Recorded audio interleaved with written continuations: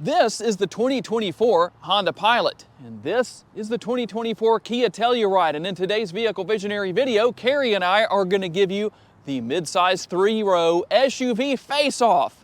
Hey everybody, it's Tom from Vehicle Visionary. Today we're at Holmes Honda. They happen to have this Telluride in inventory. It's a used model, and obviously, well, of course, they're going to have the sprinkled with pollen on both models. But on the Telluride, you can see that better than you can on the Pilot, but you might be surprised at some of the differences between the two. I will leave links in the description of the video for each model. They may not be trim level equivalent, but sometimes you just have to deal with what's in inventory. But the main thing is the highlights. Let's dig in and see what's similar and what's different. All right, let's start over here with the Telluride and talk about the overall front end design, and then we'll walk over to the Pilot and do the same thing. And you can see what we have with the design of the headlight housing, a completely different look, vertical, compared to the horizontal look of what we have with the Honda Pilot. A nice look. The headlights, the daytime running lights, you'll also find your blinkers right here. Hopefully you use those because those do look pretty cool. Something that will be the same on both is that we're going to have the active air curtains right here. That is going to come through the back right here. I don't know if you can see the light right there.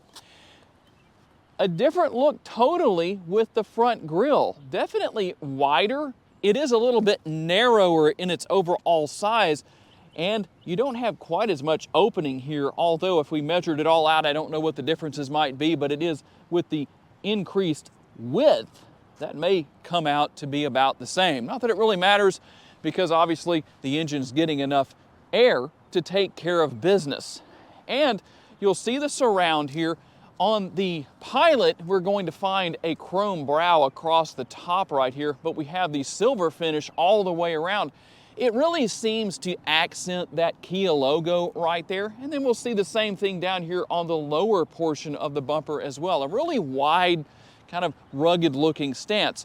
Both models can come in either front wheel drive or all wheel drive. And as we work our way over here to the Pilot, we're going to find, like I said, you have a different design altogether with the headlights, your daytime running lights there, and your turn signal housing. There's that chrome brow that I was talking about. But yeah, that's one thing that separates these vehicles apart. They truly don't look alike. There are some vehicles out there that do look more alike than these two, and that big difference in the overall size of the grille. It's wide. The whole thing, as far as from top to bottom, all of these areas are open. You have that large Honda logo there in the center, and you'll have the active air curtains here as well. And depending on trim level, you may or may not find fog lights.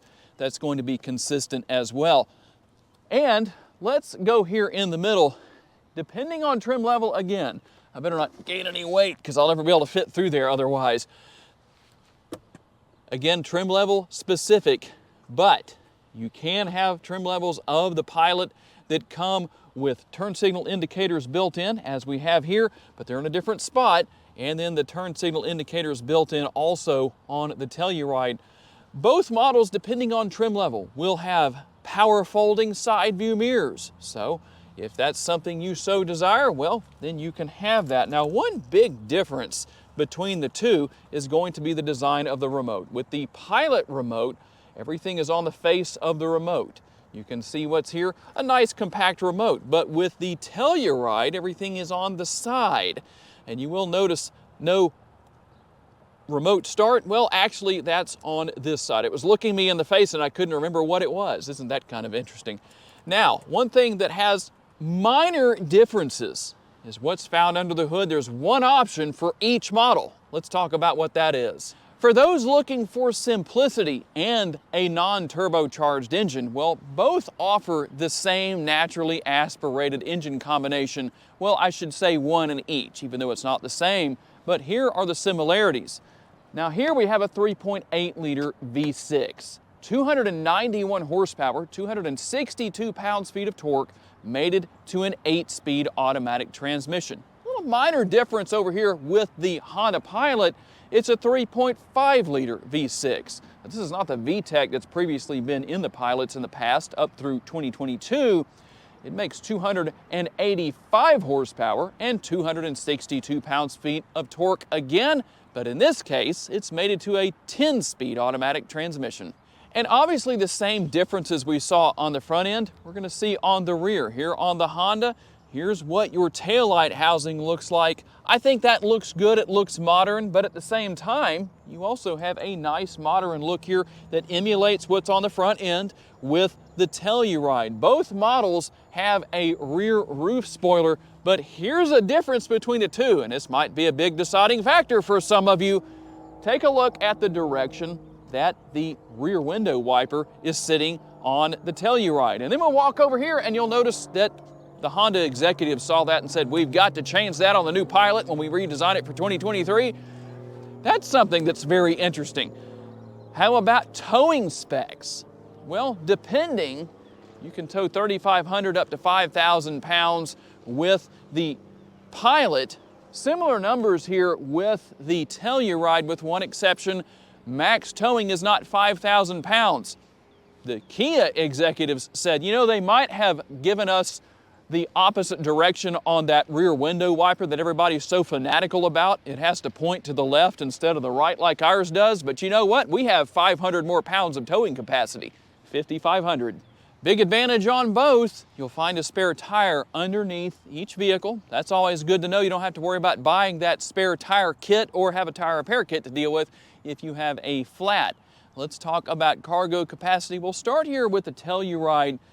Underneath the floor there is some space, something that's going to be very similar in both models. 21 up to 87 cubic feet of cargo capacity here with the Telluride. And don't worry, I'm going to maximize everything and we'll show you how everything looks folded on both models after we give you the numbers here.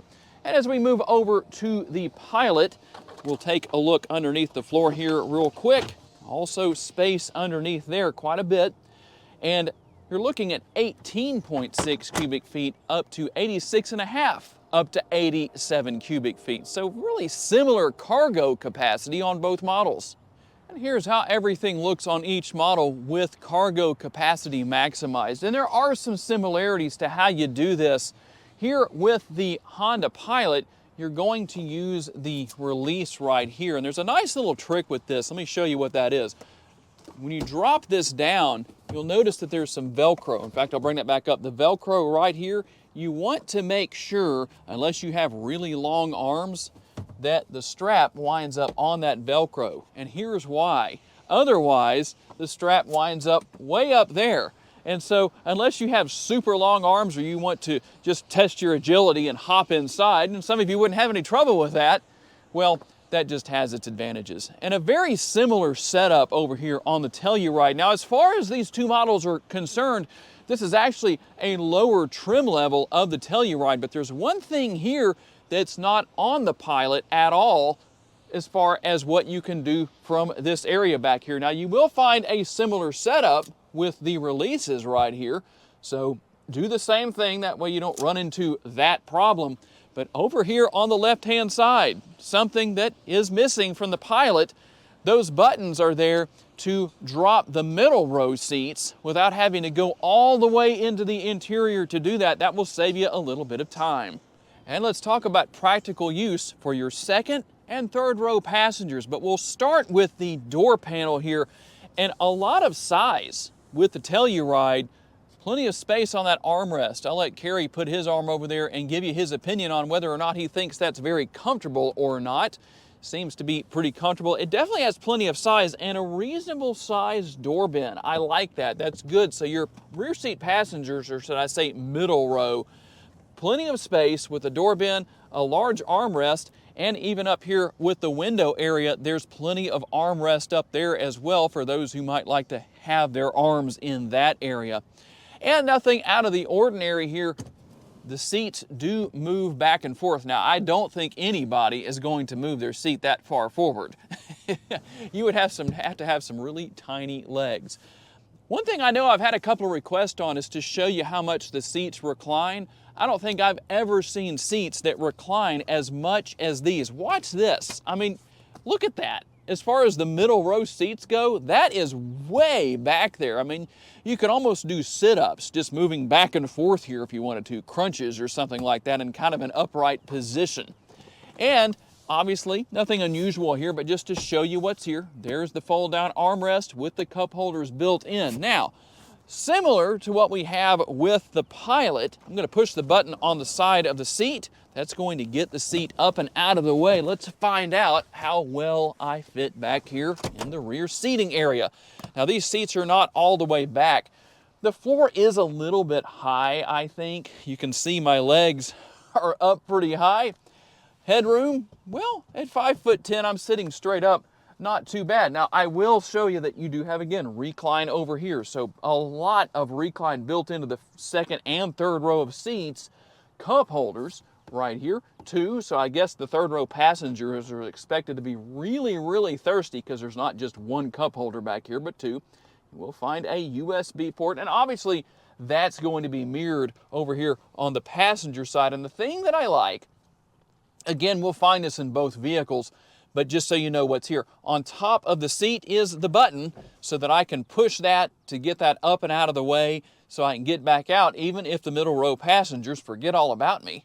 And one thing I want to make sure I tell you about, we do have air conditioning vents at every row, so not only here in the middle row, but in the rear as well.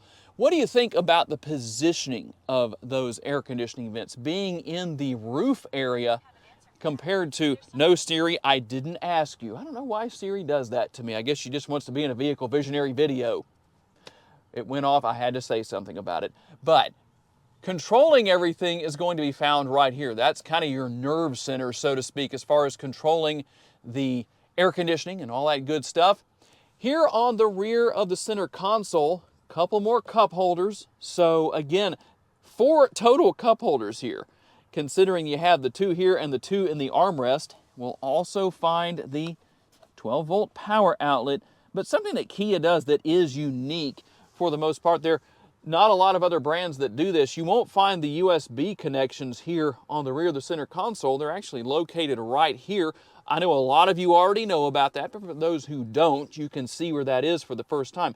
And something that I think is very interesting here is the setup of the rear seat pockets. So I'll let Kerry show you over on his side. Not only do you have that normal position, but on the back of that, you have that second option there, really a good place for a cell phone, something like that. And also the bag hangers right here, hang whatever will fit off of there.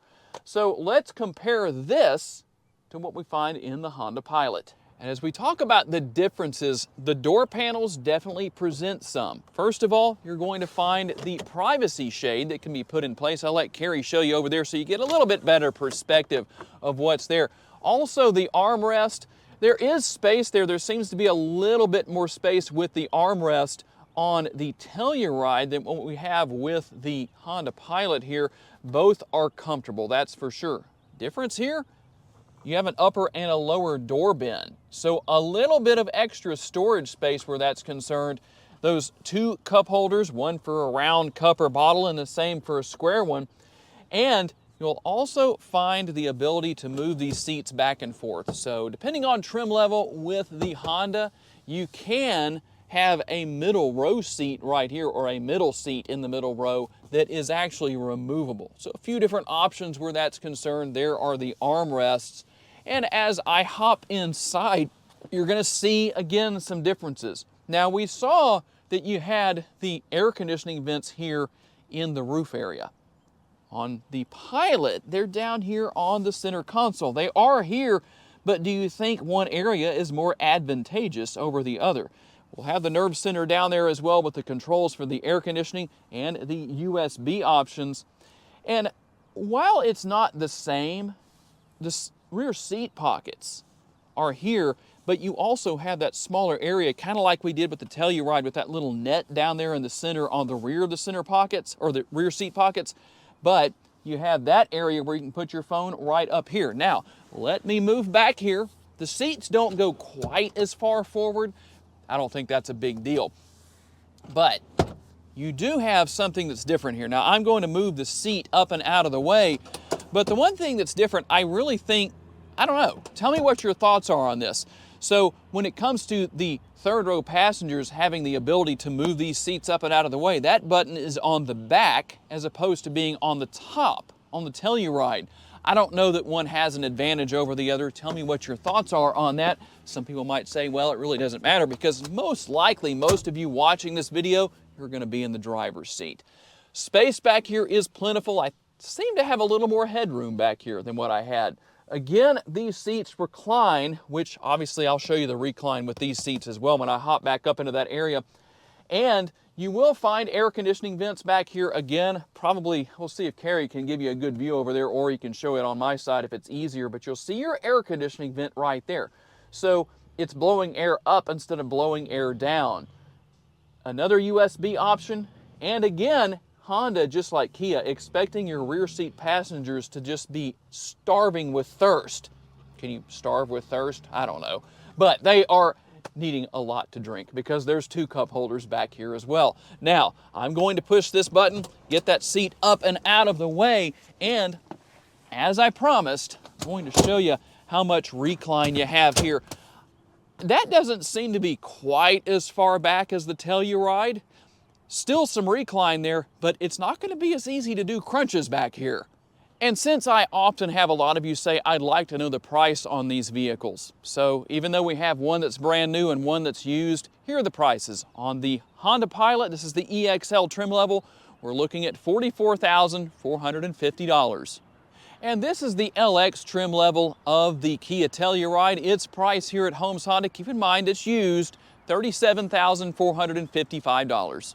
Okay, let's take a look at what the driver and passenger are going to find here in the front seat. We'll start with the door panel over there on the passenger side. Basically the same setup as we saw with the rear. So we really don't have to tell you too much about that, because you know what's already there. Armrest is just as comfortable there. Same upper and lower door bins. But when we get here to the seat, now again, trim level specific, heated power adjustable seats for the driver and the passenger. But up here with the glove box area, you'll find a little bit of storage in this area. That's what it is, just storage. There's nothing else there, but some space. That's always useful. I'm surprised more automakers don't take advantage of that. Obviously, space within the glove box down there. And we'll hop on inside here, and I'm going to let Carrie show you one of the biggest differences. And one thing that is different here is that you don't find grab handles at any of the doors. I am a little surprised at that, something that's just going to be different between these two models. Something else that's going to be different here. This is the largest infotainment screen offered with the Honda Pilot. It's 9 inches. Some of you say that it's too small. That's very interesting. I'm always curious to know why you think that, but since you're the ones buying these vehicles, well, your opinion really matters. Easy to deal with, that's for sure. You can wirelessly pair your smartphone. You do have cabin talk right there, so if you really want to do a good job of getting your passengers' attention, you can use cabin talk. And let's take a look at the rear view cameras. Nothing unusual here for Honda, but one thing that is different depends on trim level. The Pilot, Trail Sport, and Elite actually have a lot more camera views that can be used. And we'll have our dual zone climate control here. As I mentioned, you have the heated seats for the driver and the passenger. Easy to deal with right there. Your USB-A and USB-C ports will also go with our 12-volt power outlet right there, and wireless charging. All of these things are obviously available on the Telluride. May not be on the one we're looking at today, but you know they are there. Now here's something that a lot of you don't seem to like so much, the push-button shifter. So depending on who you are, well, some of you actually do like that, but some don't. There's your drive mode selector. You have your hill start assist. You can turn off the auto stop start feature right there. Your power parking brake and brake hold mode. Now you do have a nice large lid for your center console that is wide. Maybe a little bit higher might help in some cases. It just depends on who you are and where you set your seat, but it doesn't matter what the height is, because it's nice and deep. Plentiful space within. That's a fact. And I'm going to grab the camera here from Carrie real fast and show you what's here on the driver's side. Nice modern looking digital dash. You can go through a lot of different information over there on the left hand side. I'm just using the scroll wheel right here to do that. And all of your different features here with your steering wheel mounted controls. You have the paddle shifters right here. And while Carrie is up there looking at the upper console, we'll let you take a look at what is there. There's the lights. You can see some of the other features that are there. And you have your conversation mirror and sunglass holder, a combination of both. So a very nice thing to have. Not all Honda models come with the conversation mirror, but the Pilots do for those of you who want that. Now, we don't have a sunroof here, but something that will be similar on both models is that if you do have the sunroof, it will be panoramic as opposed to conventional size. It's only going to be in this area. All right, trim level specific again. You will find manually adjustable seats here with this particular model of the Telluride, but that doesn't mean that's across the board. Obviously, you can have power seats for the driver and the passenger, all those typical things.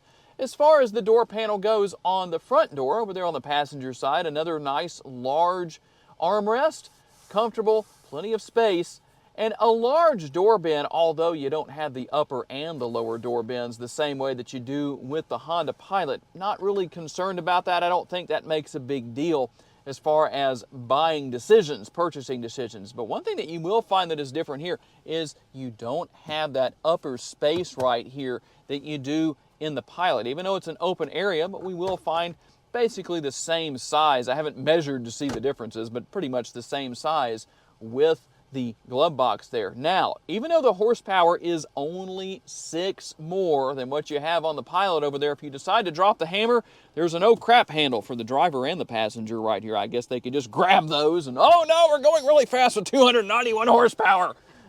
Somebody might do that. You never know. If somebody's stepping out of a Toyota Prius or something, the first generation, they're really going to freak out at 291 horsepower, right? But I'll let Carrie hop over in here because there is a really big difference when it comes to technology. For those of you who are saying that 9-inch touchscreen with the Pilot over there is too small, you have 12.3 inches right here. And it has that curvature to it that makes it driver focused. I like that. It gives it a nice modern look. Very easy to use and manage. That's one thing I can say equally about both models, is that the infotainment screens, the technology here is very easy to deal with. And I'll go into reverse and show you what the rear view camera looks like here. You'll also find that you have the parking sensors and the rear sensors back here. That's what that is.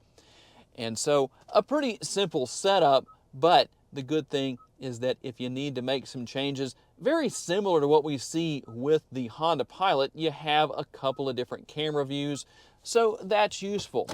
A similar look here with the dash as far as having dual zone climate control, and we're going to have, again, some USB options down here. There's your 12-volt power outlet, a little bit of space right here, but a big difference. If you're not a fan of push-button shifters, well, you might have the Telluride on your radar because you don't have that here. You also have your drive mode selector back here. The same basic driving modes as does the Pilot have, and I know I didn't go over all of those, but one thing that is different here is that you use this for all of your driving modes. With the push-button shifter over there on the Pilot, you don't go through all of them with the selector. You can go into drive and sport with your shifter. Same basic options here as far as turning off your auto stop start feature, your power parking brake.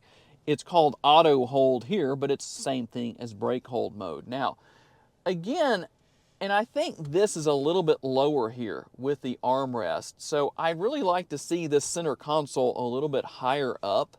So that kind of helps with using that as an armrest. But again, the same thing here. You can take that out, something we didn't see in the Pilot, but you have plentiful space down there within the center console, so a lot of space. And I'll grab the camera from Carrie one more time here and take a look over here. I do have to say, personally, I think that the Telluride has a little bit more of a modern look to it. And one thing, this model doesn't have it. But if you go high enough on trim level, you can have the option where you turn your blinkers on and you have the cameras in the side view mirrors when they are present, unlike here, that will come on and show you what's in your blind spot. That used to be something you could get on some of the Honda models over the years. It was called Honda Lane Watch. It was only on the passenger side. I would like to see Honda bring that back. I think a lot of people would, but it's gone in favor of the blind spot information system. And here's the steering wheel. You know what's here, just to show you. very similar as far as managing the exterior lighting and using the blinkers on both models. Yes, they both come standard with blinkers on all trim levels. And that's the interior. Let's take a look at what we have up here so we can have even comparison here with both models as far as your upper console goes. You do have the sunglass holder here, but one thing that is missing, if you want the conversation mirror, you're going to have to go with the Pilot.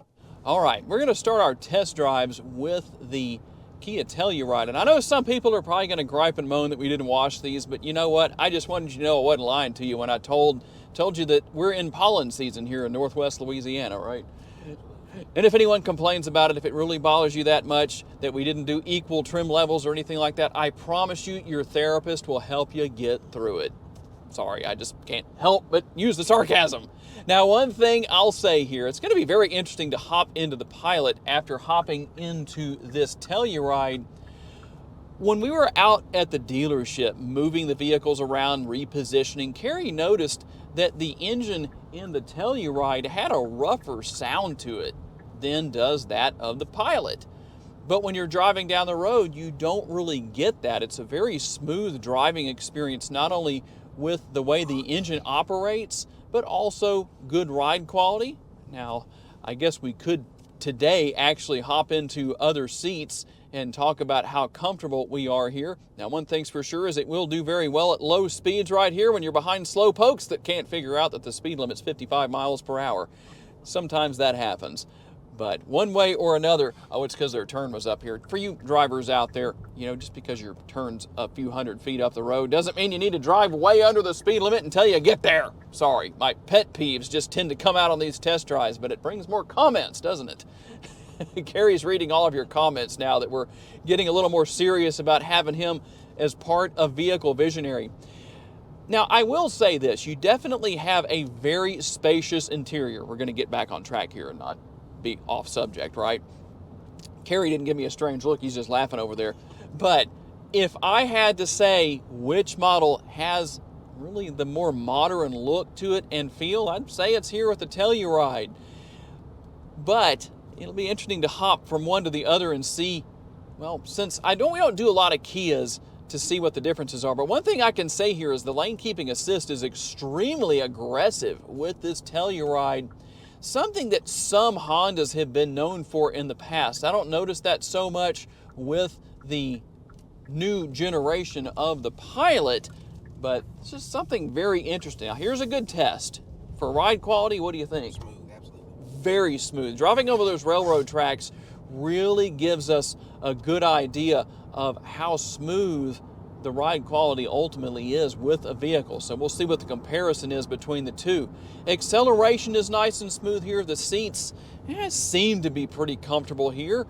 Keep in mind, this is a used model. I don't know what it's been through. We had to clean a few things up earlier, so I don't know if it's been taken care of as well, but that's just one of those things. Again, comparing one to the other.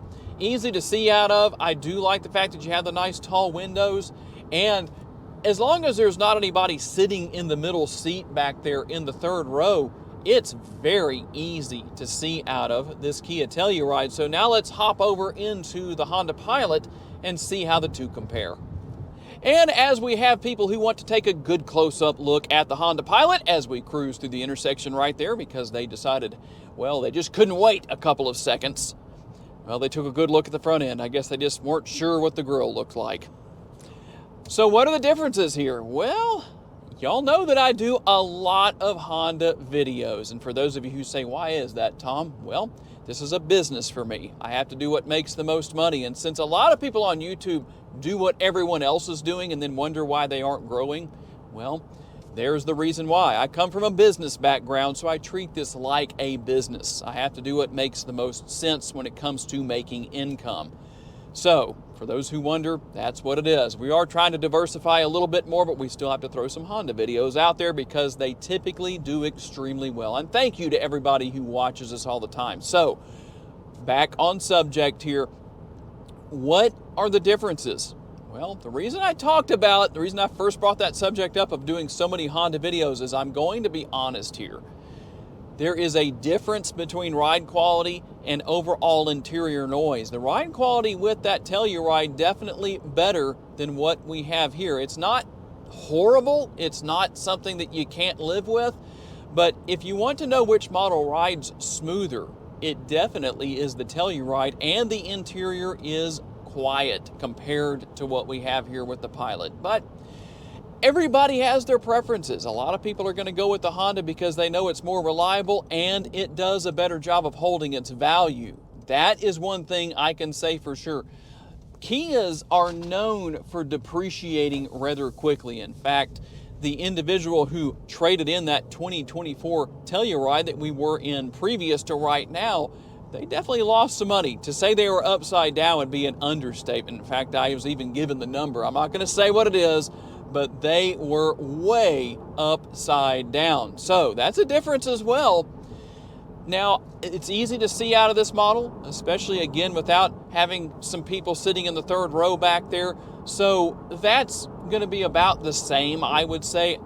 I do think, and I didn't measure, I'm just going by eyeballing it, but I will say I think the rear window on this model, on the Pilot, is a little bit bigger than that of the Telluride, although both are easy to see out of. Acceleration is good here, but it just seemed a little bit smoother with the Telluride. As many Hondas as I do, it's easy to tell, I guess, because I drive these so much, then I hop into something like that, it's really noticeable.